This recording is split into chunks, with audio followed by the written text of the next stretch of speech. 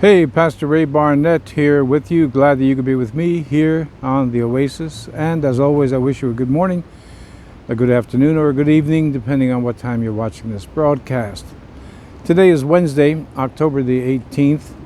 And for those of you who watch on a daily basis, and there are some of you, a few of you, that do, you'll notice I wasn't here Monday, Tuesday. The reason being, I wound up back in the emergency room Monday night with another episode of this atrial fibrillation I have going on. So I'd appreciate your prayers. I have, some more doctor's appointments to attend to and get at some of these issues that I'm having. But with respect to that, let me just say two things. Number one, I appreciate your prayers. The last thing that I want to do at this stage of my ministry in life is to have to retire. So pray for me for that. I do not want to retire from ministry. I want to be able to keep being here for you and for the church that I serve and for the many people who listen to the radio broadcast that I've been on the air for 35 years, and also the live streaming that we do. We broadcast overseas. There's a lot of people, a lot of lives being touched with the ministry. So that's number one. Pray for me that my health is resolved so that everything is doable.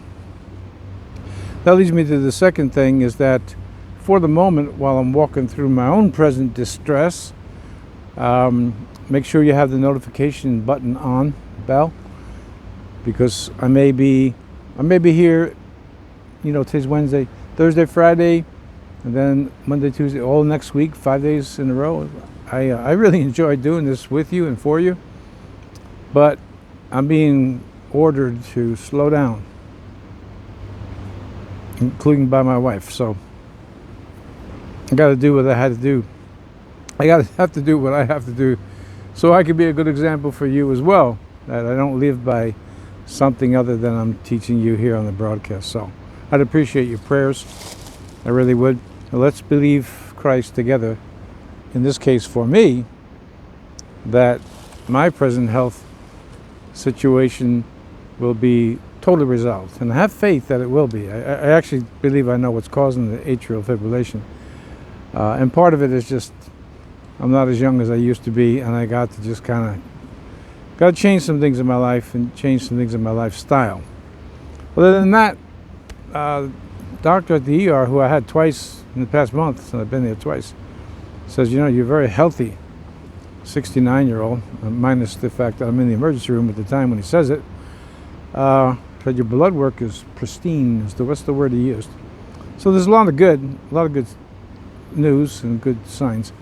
I have to address this though, because, just it's not fun.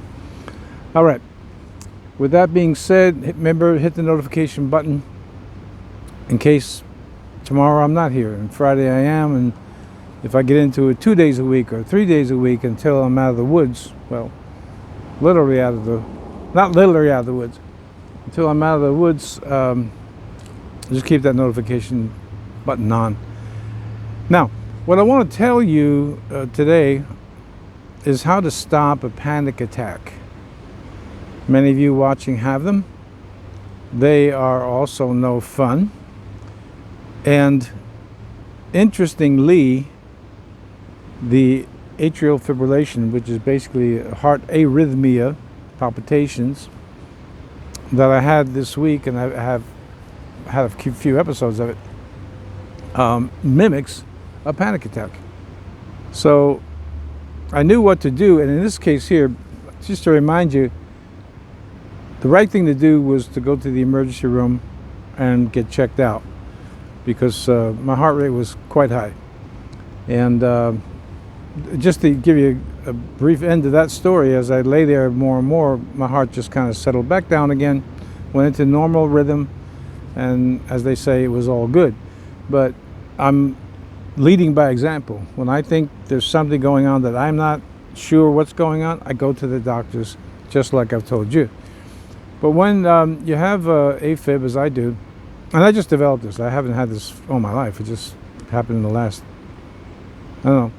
6 months, it really mimics a panic attack. So what What do you do?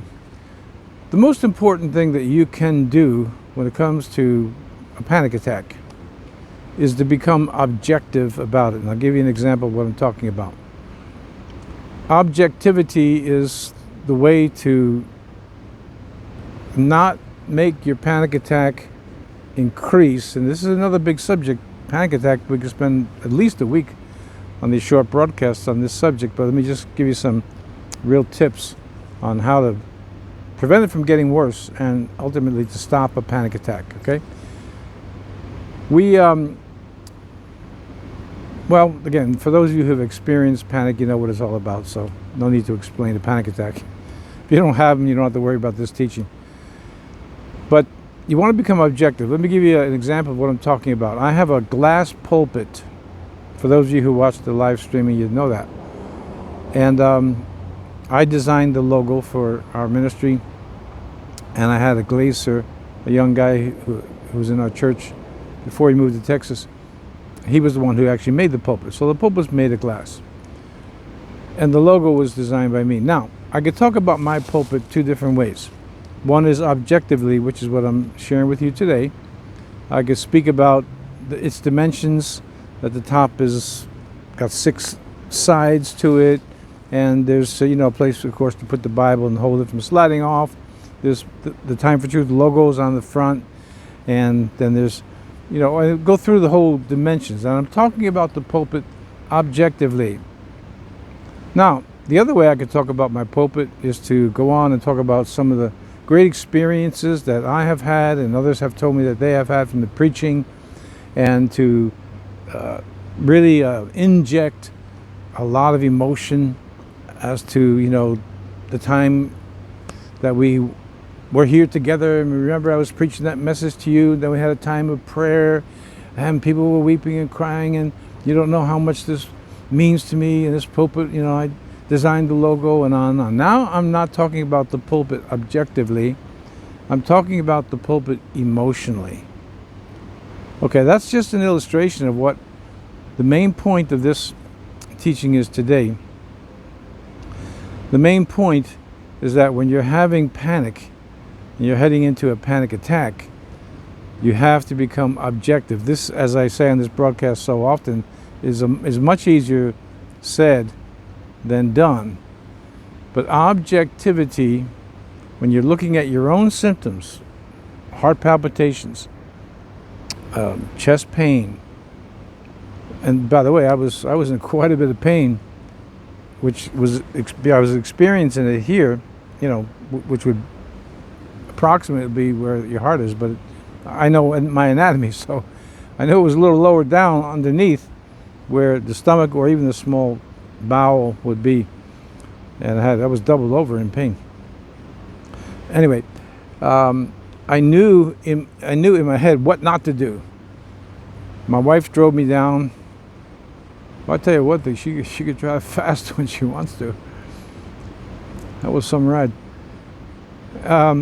I knew not to get excited, slow down, oh, so many bumps, so what are you doing? Oh, I'm in pain. But just to, listen to this now, but just to report to her what I'm feeling rather than complain. Now, in a so-called emergency like that, you wouldn't blame someone for complaining, but when you talk about your symptoms, you want to report them, not complain about them. Why?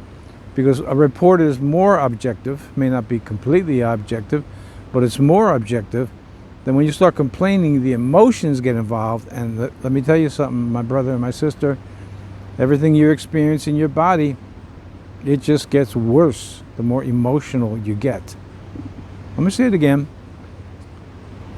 This is easier said than done, but it must be done if you want to stop a panic attack. Again, those of you who have them or have had them, no need for me to explain what goes on. Those of you who have not had them, count your blessings and go look it up, and you'll get an idea. Many of you, if not most of you, have them, and some are still having them. Anyway, objectivity is the way to stop a panic attack. It's like my pulpit illustration. It's the ability to look at yourself. Again, the heart is racing, This was my symptoms. My heart was racing. It was quite high. My stomach was really, I had a lot of pain there. And well, that was pretty much it. But let's say you're feeling weak and tremulous, and you're frightened about going to the ER and what's going to happen to me, and on and on and on. That's becoming emotional about it.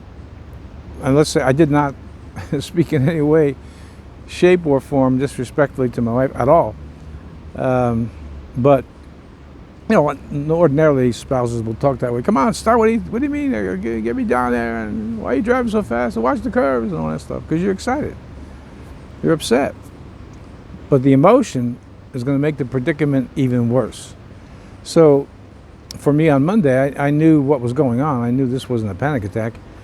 I knew it was my heart was in AFib.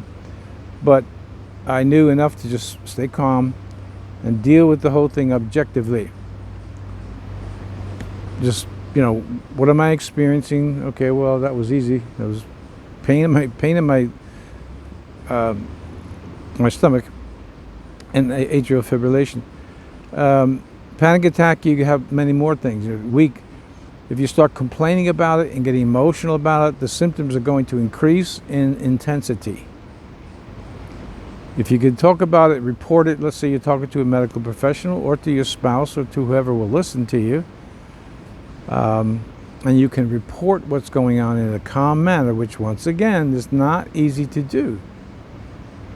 Then you're going to help your body to be able to, my heart was able to reset itself, go back into a normal rhythm. By the time I left there Monday night around 10:30, my heart was back in a normal rhythm. It was reset. My pulse was down. My normal pulse is in the low 50s, normally. My pulse was back down, blood pressure was good, everything was good. Because I knew that if I started to get excited, and I just dramatize this for you, what are you guys doing? And, I'm in pain here, and who's going to take, all this stuff that some people do in the ER. I would have made it worse for everybody, including myself. So you want to become objective about your symptoms in general, and you want to become objective about when you're having a panic attack. But the best thing to do is to report your symptoms, your fears, whatever, to people who can understand and listen, and not complain. Because if you're in a constant complaining mode, and that's different between reporting that, hey, I'm not feeling good, my fears are real and all that. That's just a report, that's fine. And it'd be good to have someone to talk to if you can. But when you're complaining, you're emotional. It's like the pulpit, I've had some great sermons from here, and look at this logo, and it took me hours to design it, which it didn't. It's just two ways of looking at the exact same situation. So let me say it for the last time. Report, don't complain. Well, as much as possible, don't complain. Report as much as possible. Stay calm. But you're in a panic attack. Stay calm. I don't think I finished this thought. If you're in a complaining habit, it's going to lead you into a panic attack before you have one. So there's a pre-symptomatic disposition. You don't want that. But if you're in a panic attack, you have to remain calm, and it's exceptionally difficult to do. Exceptionally difficult to do. But it must be done if you want to be rid of them, and you want to terminate the panic so that it lasts for maybe a few minutes or even maybe an hour rather than days, which panic can last days, weeks, months, and even years, believe it or not. Not the high intensity, but these symptoms can persist. Let's, if you have questions about this and you want me to continue on about this, just drop it in the comments and I can accommodate you and we can talk a little further about it. But this was the topic on my mind since Monday. All right, so I'm going to pray for you today that you can learn the discipline of becoming objective about your symptoms before you have a panic attack, and then stay objective if and when you have one, so you won't do yourself even more, bring yourself into more distress than you already am.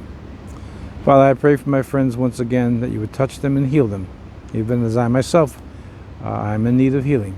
And we come to you humbly, admitting that we need you in everything. Heal my friends and myself as well. In Jesus' name, amen. Okay, so keep in mind what I said at the beginning of the broadcast. Make sure the notification is on if you want to be with us on these teachings. Obviously, just subscribe and hit the notification button. And notifications become important at this stage of my life or this period of my life, because I'm going to be going through seeing a couple doctors, including my cardiologist, obviously. And decisions have to be made. But I trust Christ, and you should too. All right. I say, Lord willing, I could be with you here tomorrow. Keep that notification in mind, because then again I may say, I think I just better take it slow today. So it's going to be that way until I'm out of the woods. All right. Lord willing, I will be with you this week, tomorrow, Friday, whatever. And you pray for me. I pray for you. It's a good deal. Always remember that no matter what happens to you, no matter what you're going through in your life, make sure the peace of Christ rules in your heart. God bless you. Lord willing, I'll see you tomorrow.